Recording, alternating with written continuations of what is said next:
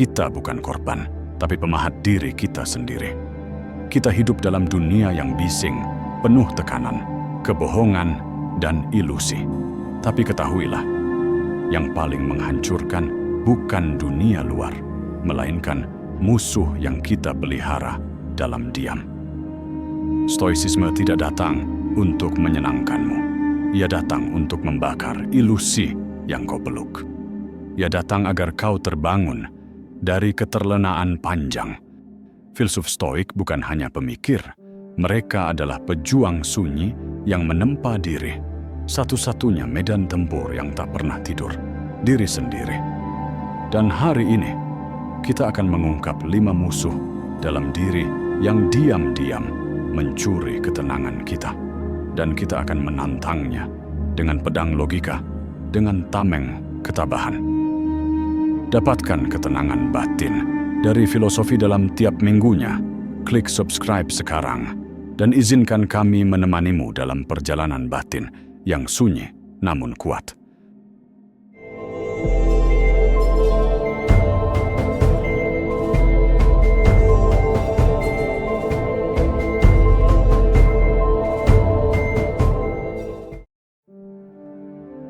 Poin pertama, ketakutan, bayangan yang membesar dalam gelap. Seneca berkata, kita menderita lebih sering dalam imajinasi daripada dalam kenyataan. Ketakutan tak butuh fakta, hanya imajinasi. Ketakutan jarang datang dengan suara keras. Ia datang sebagai bisikan, sebagai bayangan yang muncul saat lampu logika kita redup. Dan yang paling menakutkan dari ketakutan bukanlah objeknya, melainkan apa yang pikiran kita lakukan terhadapnya. Filsuf Stoik tidak menyangkal rasa takut. Mereka tidak menertawakan kecemasan. Mereka tahu ketakutan adalah bagian dari kodrat manusia. Tapi mereka juga tahu satu hal penting. Tak ada rasa takut yang bisa hidup di bawah cahaya pengamatan. Ketakutan hanya membesar karena kita tak berani menatapnya dalam. Ketakutan adalah cermin dari ketidaksiapan kita. Kita takut gagal karena kita belum siap ditertawakan. Kita takut ditinggalkan karena kita belum berdamai dengan kesendirian. Kita takut kehilangan karena kita terlalu menggenggam sesuatu yang seharusnya kita lepaskan sejak lama. Ketakutan adalah guru yang jujur, meski datang dalam bentuk yang paling tidak nyaman. Marcus Aurelius menulis, jika sesuatu di luar dirimu membuatmu menderita, itu bukan karena hal itu menyakitkan, tetapi karena penilaianmu terhadapnya. Kita takut akan masa depan, padahal itu hanya pikiran. Bayangkan, kamu duduk di ruangan yang hangat, tidak ada bahaya, tidak ada ancaman, tapi pikiranmu sedang menggambarkan masa depan yang runtuh, gagal, malu, diabaikan. Tubuhmu mulai gemetar, jantungmu berdetak lebih cepat, padahal kenyataan belum berubah, hanya pikiranmu yang berubah. Inilah paradoks Stoik. Kita sering merasakan penderitaan dari hal-hal yang belum terjadi. Kita mati berkali-kali di kepala kita sebelum realitas benar-benar menghantam. Seneca menulis, banyak orang mengeluh tentang penderitaan masa kini, tetapi lebih banyak lagi yang menyiksa diri dengan bayangan masa depan. Ketakutan dan ketidaksiapan menghadapi kematian. Semua ketakutan yang paling dalam berakar dari ketakutan akan kehilangan kendali, dan pada intinya, ketakutan akan kematian.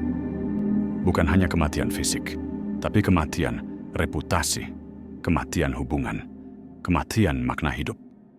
Epictetus berkata, jangan katakan tentang sesuatu, aku kehilangannya, tapi katakan, aku mengembalikannya. Kita bukan pemilik apapun, kita hanya tamu yang singgah, dan ketika kita sadar akan kefanaan itu, ketakutan akan kehilangan mulai berubah menjadi penerimaan yang dalam. Filsuf Stoik tidak lari dari ketakutan. Mereka menatapnya setiap pagi, setiap malam, dalam latihan yang disebut premeditatio malorum, pembayangan hal-hal buruk. Bukan untuk menyiksa diri, tetapi untuk melatih jiwa agar siap, agar tidak runtuh saat badai datang. Latihannya begini, duduklah dalam diam. Bayangkan sesuatu yang kau takuti, kehilangan orang yang kau cintai, kegagalan besar, hinaan dari orang yang kau hormati. Rasakan detak jantungmu meningkat, lalu tanyakan ini, jika itu terjadi, apakah aku akan hancur? Ataukah aku hanya akan berubah? Perlahan, kamu akan sadar bahwa ketahanan lahir bukan dari kepastian, tetapi dari kesadaran bahwa kamu bisa bertahan walau tanpa apa yang kamu pikir kamu butuhkan. Batas antara ketakutan dan keberanian. Ketakutan adalah tanda kamu masih hidup. Keberanian adalah tanda kamu bersedia hidup sepenuhnya, meski dengan risiko rasa sakit. Dan stoik sejati bukanlah orang yang tak punya rasa takut, tapi orang yang berani tetap melangkah meski ketakutannya belum pergi. Apa yang sebenarnya kamu takutkan? Tanyakan pada dirimu sendiri. Apa yang sebenarnya aku takuti? Apakah itu benar-benar berbahaya atau hanya mengganggu egoku? Tuliskan, tatap, hadapi. Karena musuh yang dikenali sudah setengah dikalahkan. Ketakutan bukan musuh yang harus dihancurkan. Ia adalah sinyal bahwa ada ruang dalam dirimu yang belum kamu pahami. Dan dalam setiap latihan keheningan itu, kita sedang membangun keberanian diam-diam yang tidak terlihat, tapi terasa kuat dari dalam. Poin 2. Amarah. Api yang membakar pemiliknya duluan. Seneca berkata, marah adalah bentuk kegilaan sesaat. Saat emosi menguasai, nuranimu menghilang. Amarah terasa adil, terasa benar, terasa kuat, tapi hanya untuk sesaat. Lalu ia pergi dan meninggalkan reruntuhan. Dalam ajaran stoik, amarah bukan kekuatan. Ia adalah kelemahan yang menyamar sebagai keberanian. Ia adalah ketidakmampuan mengendalikan reaksi batin. Dibungkus dalam kata-kata lantang dan wajah yang memerah. Marcus Aurelius pernah menulis, bagaimana seseorang bisa kehilangan ketenangan hanya karena seseorang lain kehilangan akal? Tapi begitulah kita. Saat seseorang menyakiti kita, kita menyakiti diri sendiri 2 kali lebih dalam dengan membiarkan amarah mengambil alih kendali. Amarah adalah penjaga luka lama.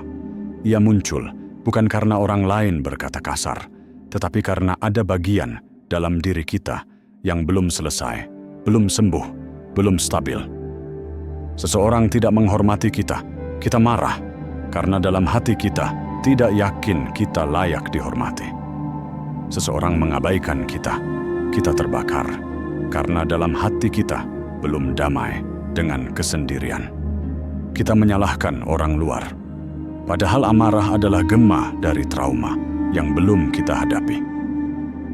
Epictetus memperingatkan, jika seseorang membuatmu marah, ketahuilah bahwa itu bukan karena orang itu memiliki kekuatan, tetapi karena kamu memberikan kekuatan itu kepadanya.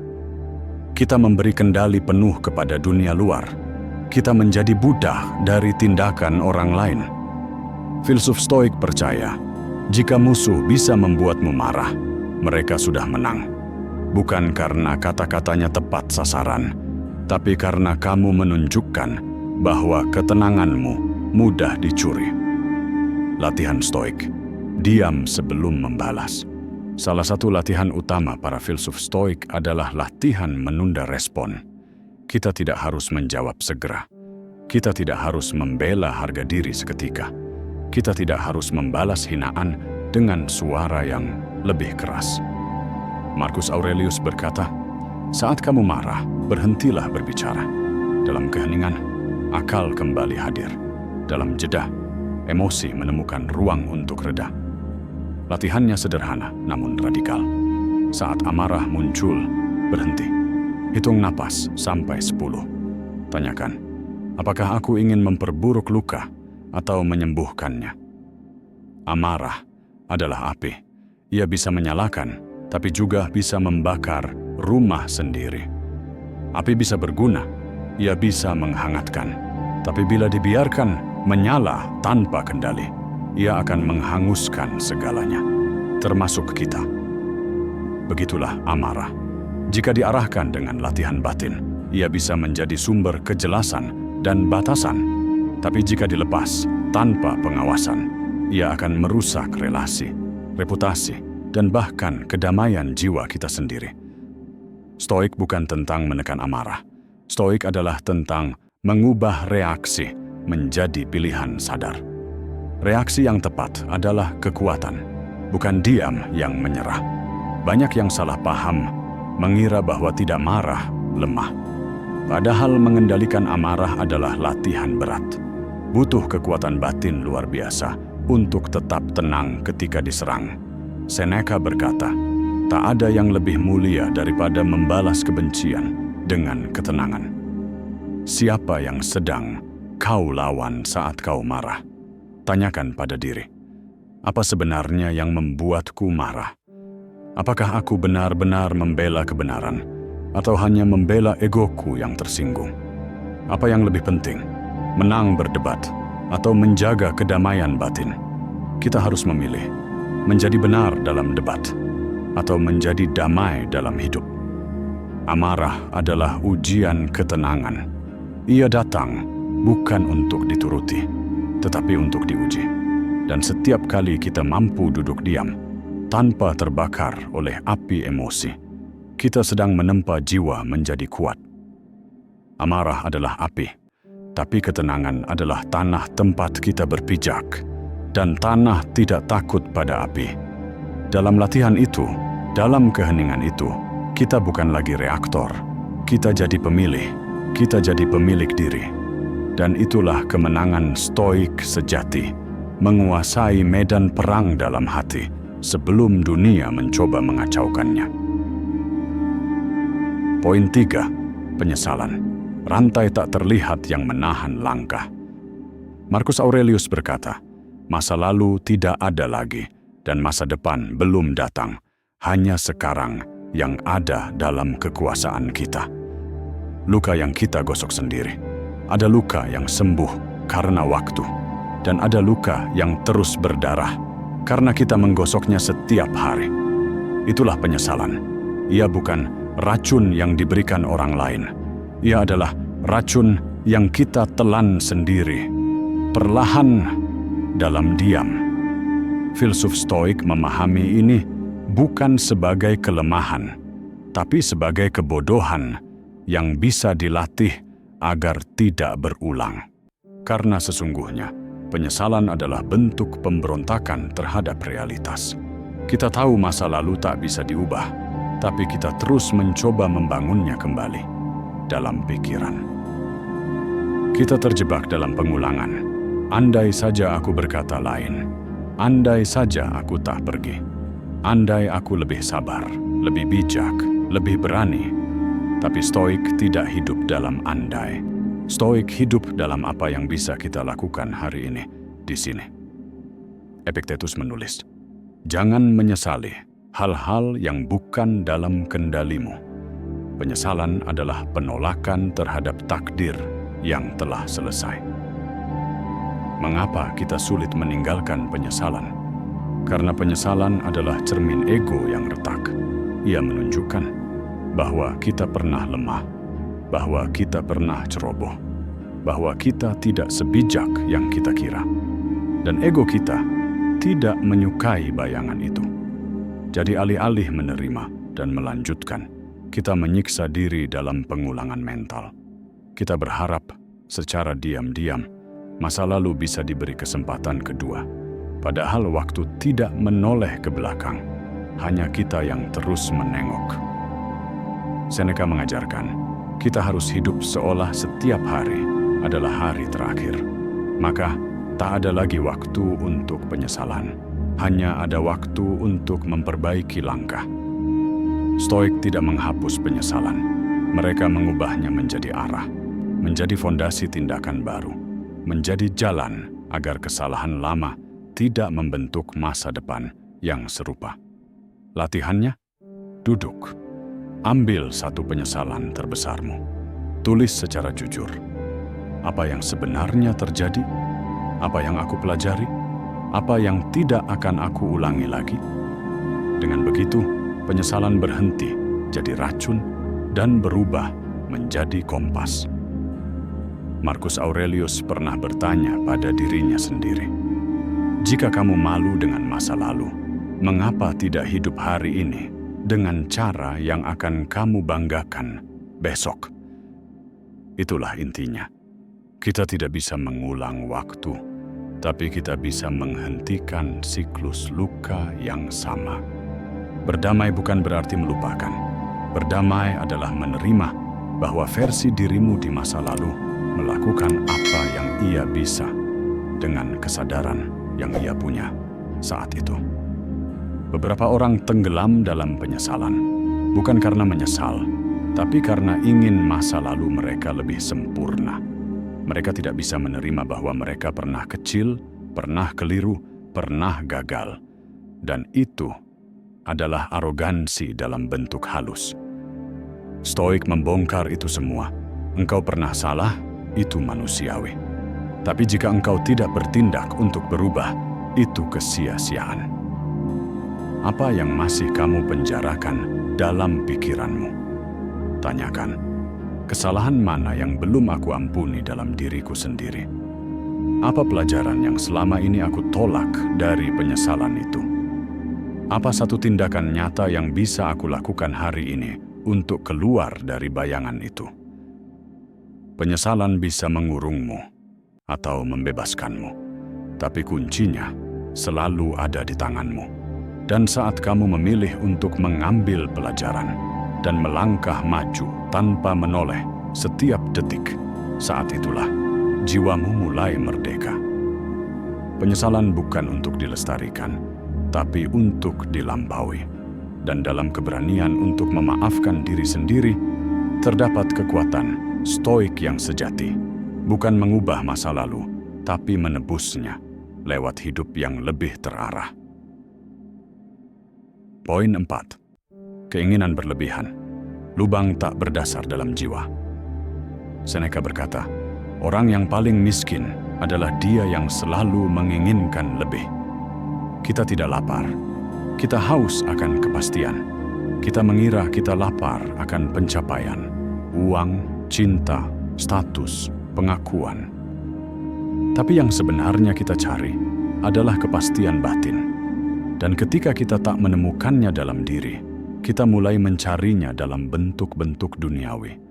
Gaji yang lebih tinggi, tubuh yang lebih indah, pujian yang tak kunjung cukup.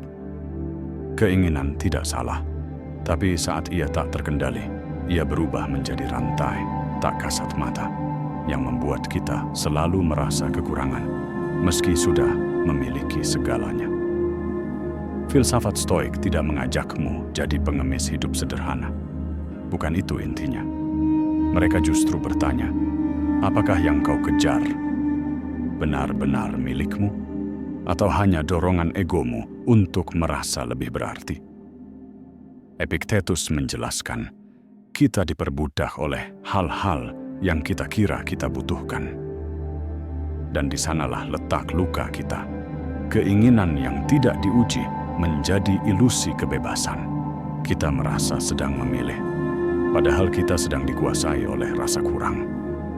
Ketergantungan pada hasil, jalan sunyi menuju kekecewaan saat kita mengaitkan kebahagiaan pada hasil, pada kesuksesan bisnis, pada perhatian seseorang, pada pengakuan dari luar. Kita menyerahkan kebebasan batin kepada hal-hal yang di luar kendali.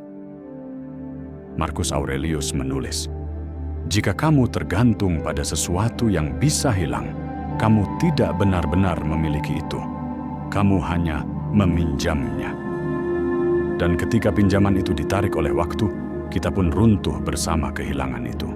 Itulah penderitaan yang dibungkus dengan nama ambisi. Filsuf Stoik melatih satu hal yang sederhana, namun revolusioner. Belajar berkata cukup, bukan karena tidak ingin lebih, tetapi karena mereka tahu, lebih tidak selalu berarti lebih baik. Latihannya, pilih satu hari dalam seminggu untuk hidup lebih sederhana. Kurangi konsumsi, kata-kata, validasi dari luar. Tanyakan pada diri, jika aku tak punya ini, apakah aku tetap utuh sebagai manusia? Seneca sendiri melakukan latihan ini setiap bulan. Hidup dengan makanan termurah, tidur di lantai, hanya untuk mengingatkan dirinya bahwa rasa cukup adalah kekuatan, bukan kemiskinan. Keinginan berlebihan adalah tanda kita kehilangan tujuan batin. Saat kita tidak tahu makna hidup, kita menggantinya dengan target. Saat kita tidak punya arah jiwa, kita sibuk mengejar angka.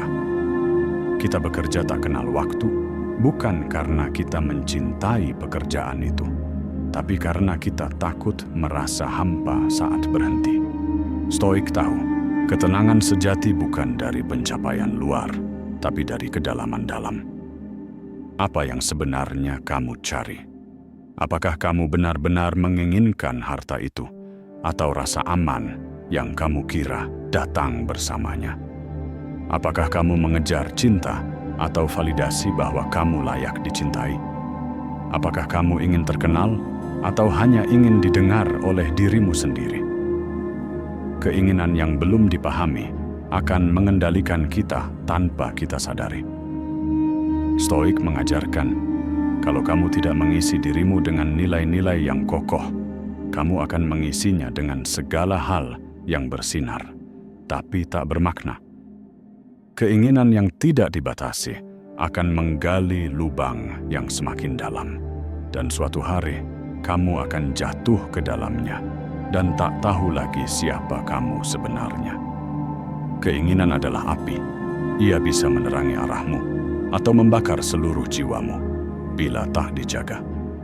Dan saat kita mulai berkata, cukup, bukan karena menyerah, tapi karena sadar bahwa jiwa yang tenang lebih berharga daripada dunia yang bersorak.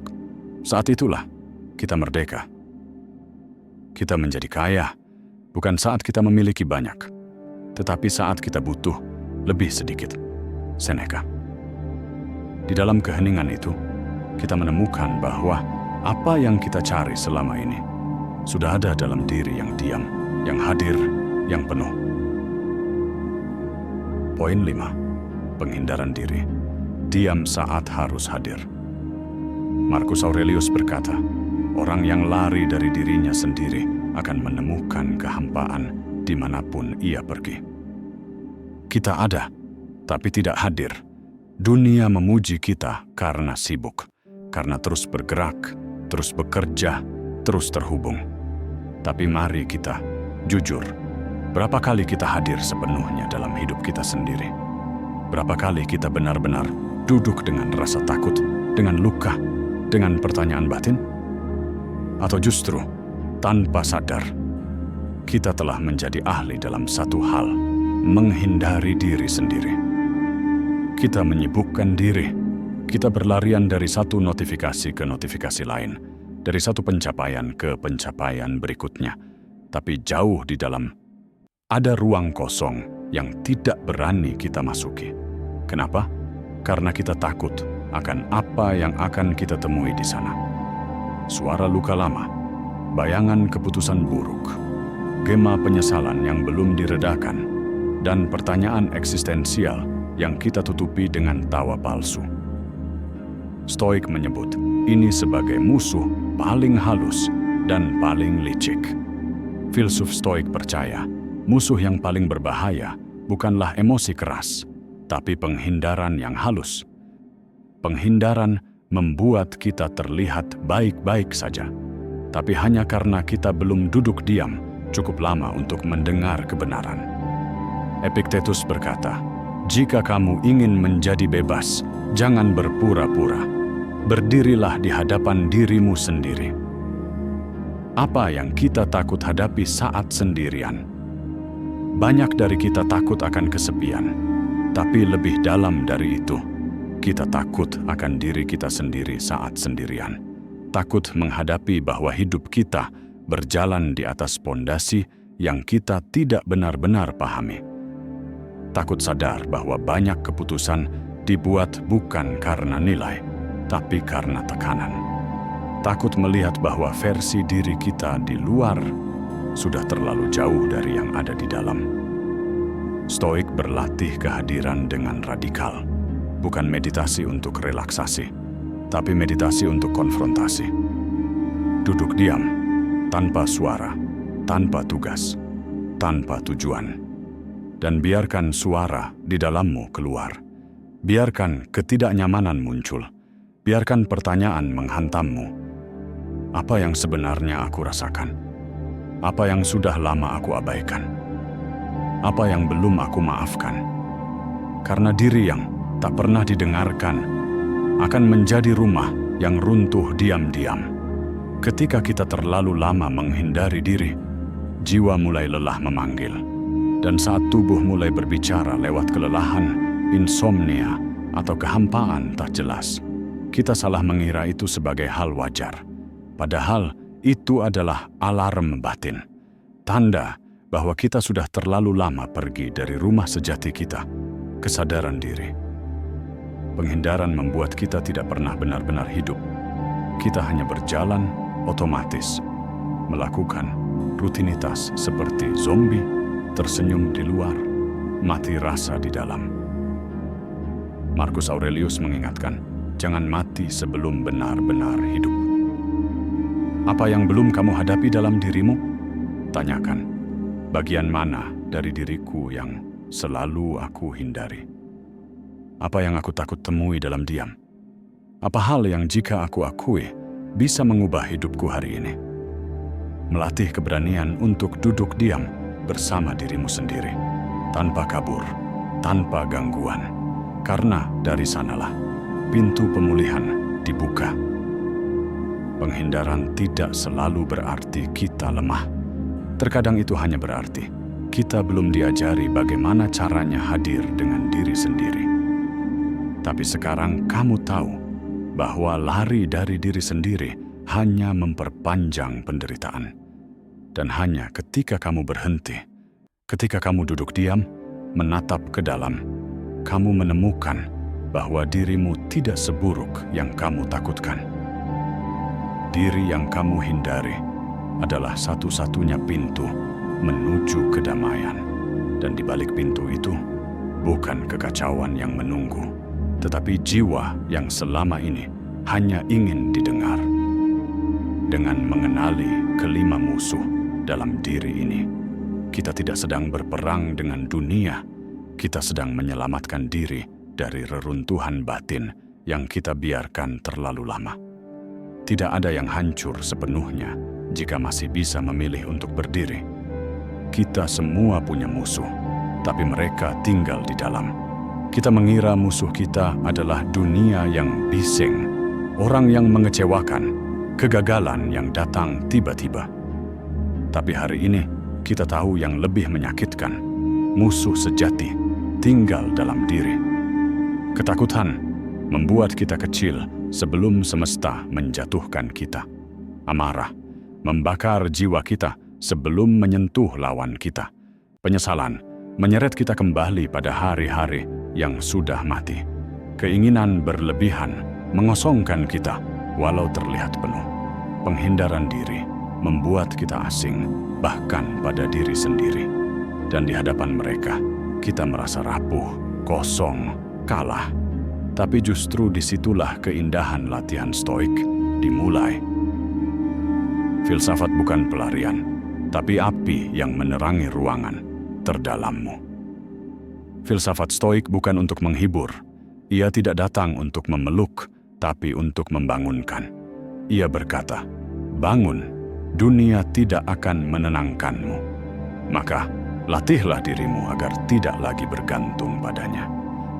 Latihan ini bukan tentang menjadi sempurna, bukan tentang jadi kuat setiap saat, tapi tentang terus kembali ke jalan kesadaran, setiap kali kita terjatuh ke jurang batin sendiri. Kita bukan pecundang karena kita punya musuh dalam. Kita pecundang jika tak pernah melawan mereka. Tidak apa-apa kalau kamu masih sering marah, masih sering takut, masih sering menyesali, masih tergoda oleh dunia, masih kadang lari dari dirimu sendiri. Yang tidak boleh adalah berhenti melatih. Stoik sejati bukan orang yang tak goyah, tapi orang yang tetap berlatih, bahkan saat batinnya koyak. Pada akhirnya, pertarungan paling sunyi dalam hidup ini bukan tentang menang atau kalah di dunia luar, tapi tentang menjadi cukup kuat untuk tidak hancur di dalam. Kelima musuh ini, ketakutan, amarah, penyesalan, keinginan berlebihan, dan penghindaran diri, bukan musuh biasa. Mereka tinggal bersamamu, berbicara dalam pikiranmu, dan memakai wajahmu saat kamu lemah. Tapi kabar baiknya, kamu bukan korban. Kamu adalah pemahat dari dirimu sendiri. Setiap momen saat kamu sadar, saat kamu diam dan tidak bereaksi, saat kamu memilih untuk hadir sepenuhnya, disitulah filosofi ini hidup. Filsuf Stoik mengajarkan bahwa musuh terbesarmu adalah musuh yang tak kau kenali. Tapi hari ini, kita sudah mengenalnya. Dan dari pengenalan itu, lahirlah kekuatan baru, kesadaran. Jangan takut bila kamu masih jatuh. Takutlah jika kamu berhenti bangkit. Karena selama kamu terus melatih, jiwamu sedang ditempa menjadi tak tergoyahkan. Jangan tanya kapan dunia akan tenang. Tanyakan kapan kamu akan menjadi damai di dalam dunia yang kacau. Dan latihan itu dimulai hari ini.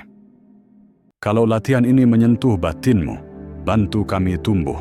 Klik subscribe dan jadikan filosofi ini sebagai penuntun setiap minggumu. Sekarang pertanyaannya, latihan mana yang paling menyentuh jiwamu? Apa pengalamanmu saat mencoba menghadapi kekacauan batinmu sendiri? Ceritakan di komentar.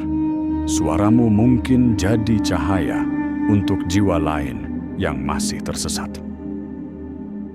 Jika kata-kata ini menyentuh batinmu, mungkin jiwamu sedang memanggilmu pulang. Ikuti perjalanan ini bersama kami di Stoik Abadi, tempat di mana ketenangan, kekuatan, dan kebijaksanaan menjadi jalan hidup. Terima kasih telah hadir.